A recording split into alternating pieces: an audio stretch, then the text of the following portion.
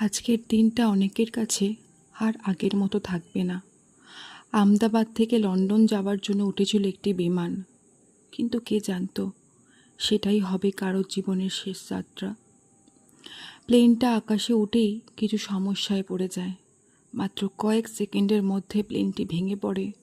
অনেক মানুষ ছিলেন সেই বিমানে, কারো বাবা, কারো মা, কারো ভাই বা সন্তান। এক মুহূর্তেই সব কিছু শেষ হয়ে গেল। অনেক পরিবার এখনও শুধু অপেক্ষা করছে, আমার সন্তান কি ফিরবে, আমার স্বামী কি বেঁচে আছে।